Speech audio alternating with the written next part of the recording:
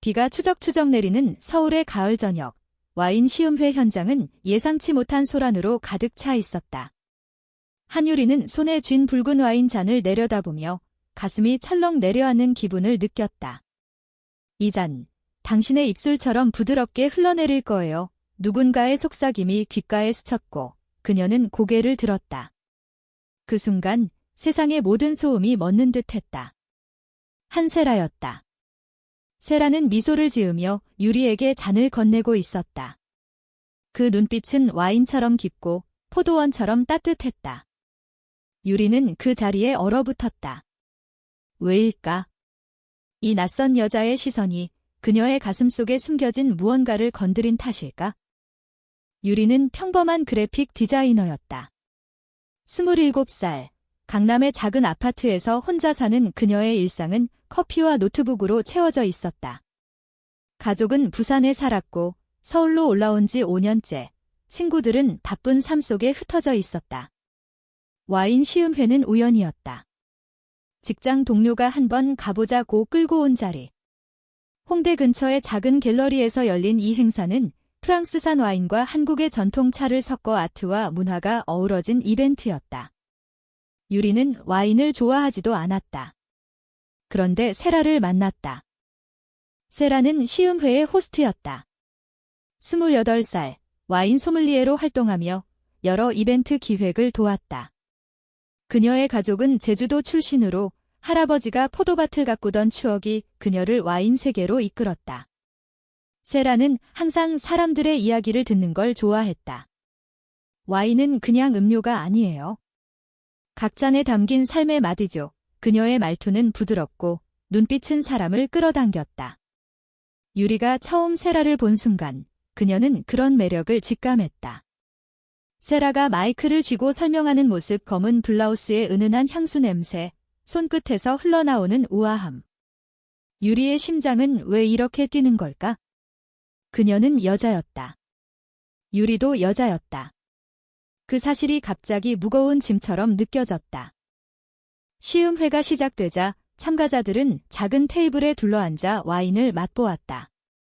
유리는 혼자 앉아 있었고 세라는 자연스럽게 그녀 옆에 앉았다. 첫 잔은 어때요? 너무 강하지 않나요? 세라의 질문에 유리는 어색하게 웃었다. 글쎄요. 와인은 처음이라서. 하지만 당신이 설명해주니 재미있네요. 대화는 그렇게 흘러갔다. 세라는 유리의 직업을 물었고 유리는 세라의 제주 이야기로 빠져들었다. 제주 바다처럼 와인도 바다처럼 깊어요. 한 모금에 모든 걸 삼킬 수 있죠.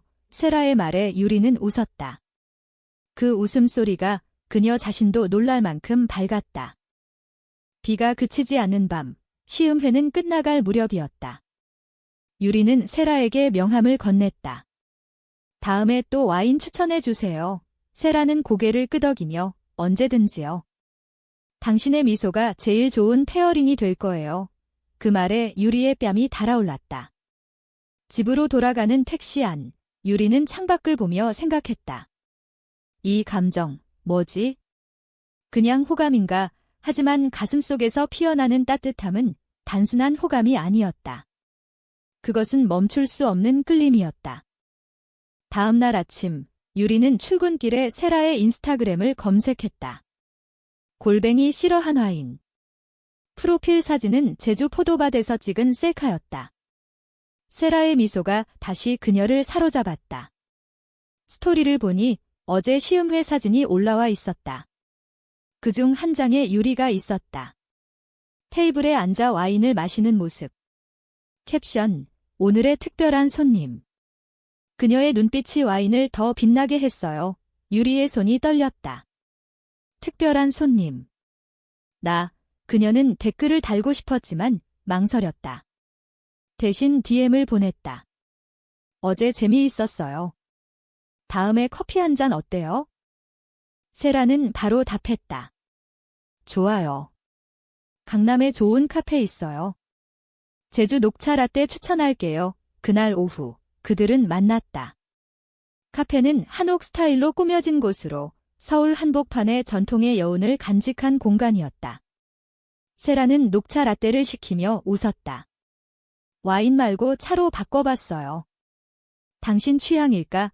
유리는 고개를 끄덕였다. 대화는 자연스럽게 흘렀다. 유리는 어린 시절 부산 바다 이야기를 했고, 세라는 제주 할머니의 한과 만드는 법을 공유했다. 그 순간 유리는 느꼈다. 세라와 함께 있으면 세상이 더 부드럽게 느껴진다는 걸. 하지만 그 감정은 곧 불안으로 변했다. 한국 사회에서, 특히 가족 중심의 문화 속에서 두 여자의 사랑은 쉽게 받아들여지지 않았다. 유리의 어머니는 전통적인 가정에서 자란 사람으로 여자는 남자와 결혼해야 해라는 말을 입에 달고 살았다. 세라도 마찬가지였다. 그녀의 가족은 제주에서 작은 펜션 사업을 했고 가문의 대를 잇는 게 중요하다는 압박이 컸다. 그럼에도 불구하고 그들의 만남은 점점 깊어졌다. 매주 만나는 카페 데이트, 한강 산책, 명동의 거리에서 함께 먹는 떡볶이, 세라는 유리의 손을 잡아주었고 유리는 그 손길에 떨렸다. 한 달 후, 그들은 첫 키스를 나눴다. 비 오는 밤, 세라의 아파트 근처 공원에서. 유리야, 나 너 때문에 미치겠어. 세라의 속삭임에 유리는 눈을 감았다. 그 입술은 와인처럼 달콤했다. 하지만 키스 후, 유리는 울었다. 우리, 이게 괜찮을까? 세라는 그녀를 안으며 말했다. 괜찮아. 우리가 함께라면. 그 말은 유리의 가슴을 채웠다. 그러나 그 행복은 오래가지 않았다.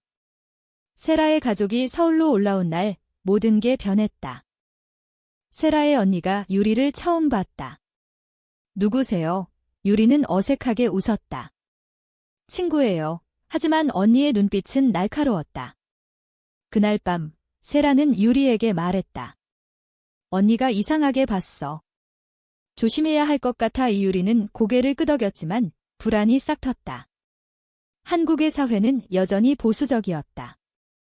뉴스에서는 LGBT 권리에 대한 논란이 끊이지 않았고 주변 사람들의 시선은 무거웠다. 그럼에도 그들은 사랑했다. 세라는 유리에게 제주 포도밭 사진을 보여주며 꿈을 이야기했다. 언젠가 우리 둘이 가서 와인 만들어보자. 유리는 그 꿈에 기대었다. 그러나 운명은 잔인했다. 세라의 언니가 가족 모임에서 유리에 대해 물었다. 그 여자, 세라랑 너무 가까워. 이상하지 않아? 어머니는 웃으며 넘겼지만 아버지는 진지하게 물었다. 세라야, 너 그 애랑 뭐야? 세라는 부정했다. 그냥 친구예요. 하지만 그 말은 유리의 가슴을 찔렀다. 다음 만남에서 유리는 물었다. 나 때문에. 내 가족이 싫어할까봐. 세라는 울었다. 아니야. 하지만 숨겨야 해. 당분간. 그 당분간은 유리의 사랑을 시험하는 시작이었다. 겨울이 다가오던 12월, 서울의 거리는 크리스마스 조명으로 물들었다.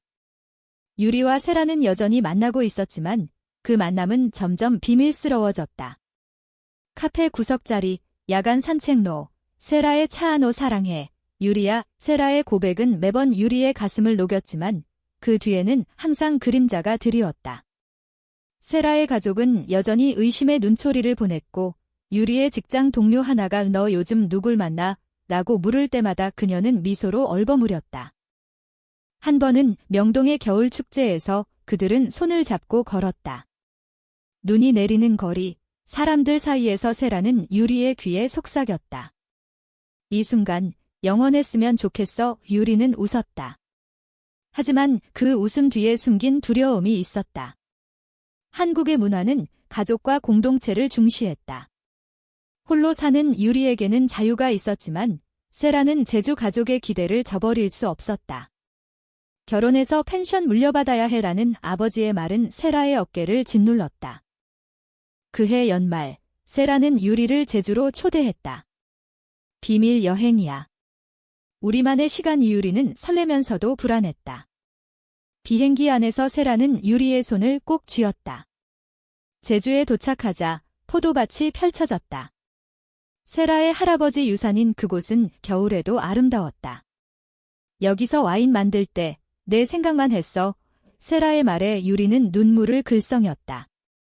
그들은 포도나무 사이를 걸으며 이야기를 나눴다. 유리는 어린 시절 부산 할머니의 김치 담그는 이야기를 했고, 세라는 제주의 바람소리를 설명했다. 그 밤, 작은 펜션에서 그들은 서로를 안고 잠들었다.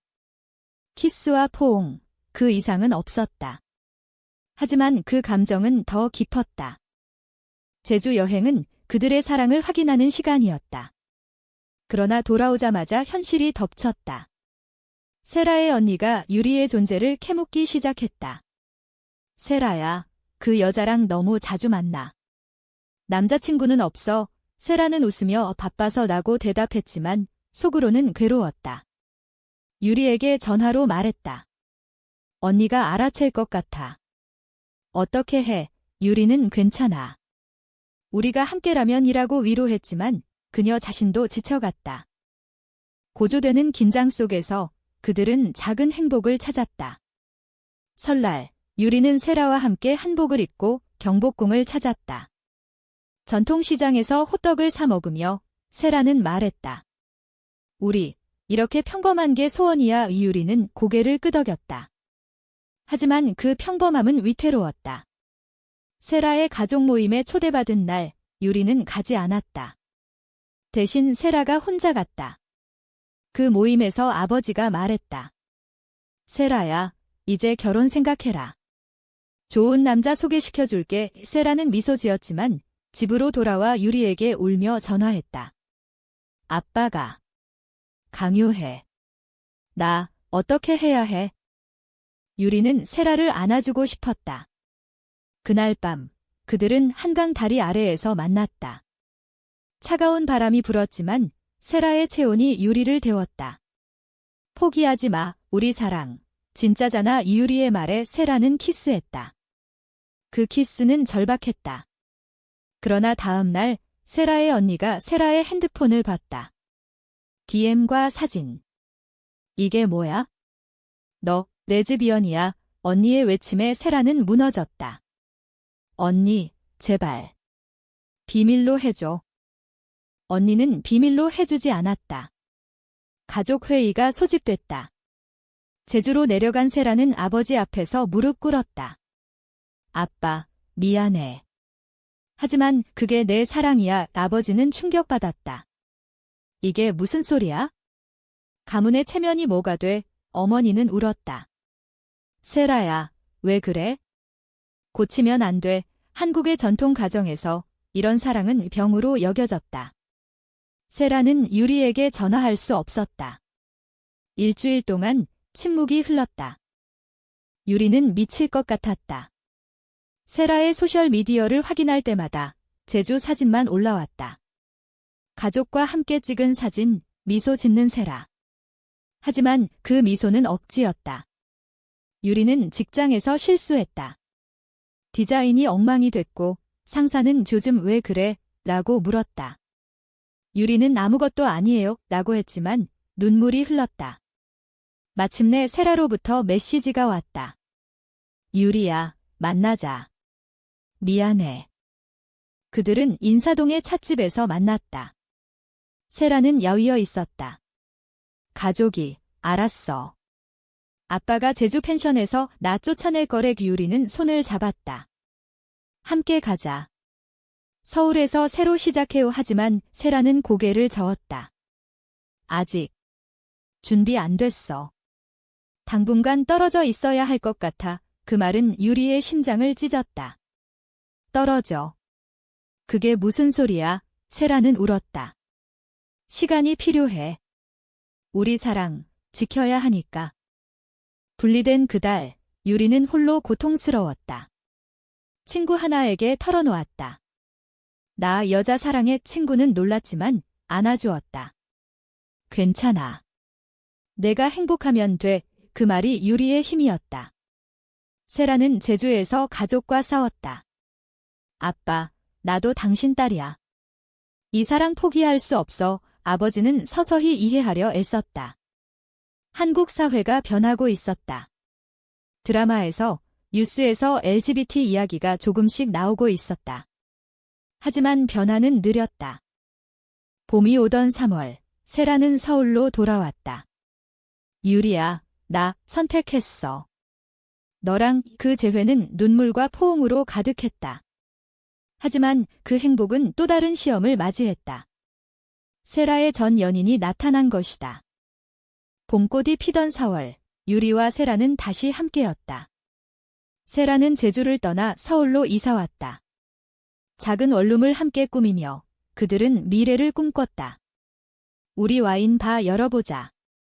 한국 와인 전문으로 세라의 아이디어에 유리는 디자인을 맡았다. 로고 스케치, 메뉴판 아이디어. 그 과정에서 사랑은 더 깊어졌다. 아침에 함께 커피를 마시고 저녁에 한식 반찬을 나누며 세라는 유리에게 제주 민요를 불러주었고 유리는 부산 사투리로 웃겼다. 그러나 과거의 그림자가 드리웠다. 세라의 전 연인 민준이었다. 대학 시절 남자친구로 세라가 자신의 성적 지향을 깨닫기 전의 사람. 민준은 세라의 소셜미디어를 통해 그녀의 변화를 알았다. 세라야, 오랜만이야. 잘 지내? 메시지가 왔을 때 세라는 유리에게 숨겼다. 그냥 옛날 친구야. 하지만 민준은 포기하지 않았다. 카페 앞에서 기다리며 너 그 여자랑 미쳤어.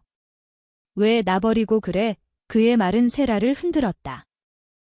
유리는 민준의 존재를 알게 됐다.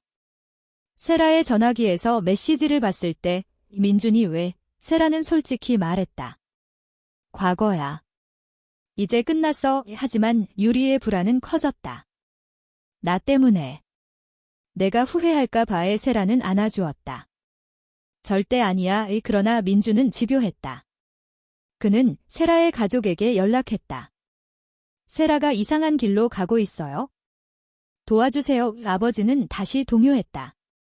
세라야, 민준이가 좋은데. 다시 만나봐. 가족의 압박과 민준의 개입은 세라를 지치게 했다. 유리는 느꼈다. 세라의 눈빛이 변했다. 유리야, 나 혼란스러워. 그 말에 유리는 충격받았다. 혼란. 우리 사랑이 뭐야? 싸움이 시작됐다. 작은 다툼이 쌓여 큰 폭발로. 너 가족 때문에 항상 흔들려. 나 진짜 사랑하나? 유리의 외침에 세라는 울었다. 사랑해. 하지만 현실이 무서워. 민준은 기회를 노렸다. 세라를 만나 너 행복해 보이지 않아?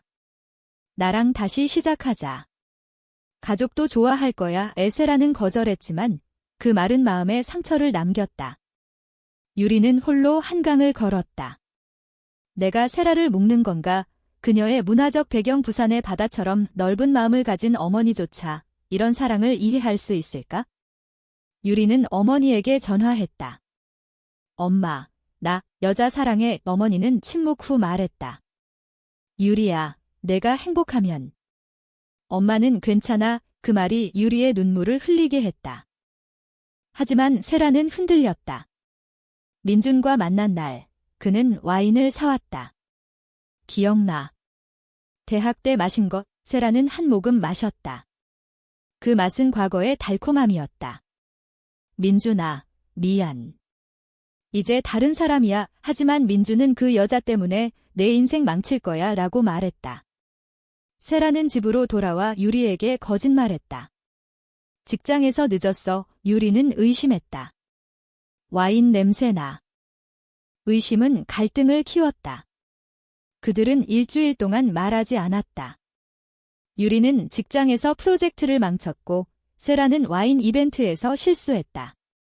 마침내 재회한 날 세라는 고백했다. 민준 만났어. 하지만 끝났어. 유리는 무너졌다. 왜? 나 믿지 못해. 세라는 믿어. 하지만 두려워라고 말했다. 그 순간 반역의 씨앗이 싹 텄다. 세라는 가족의 압박에 지쳐 민준에게 도와줘라고 메시지를 보냈다.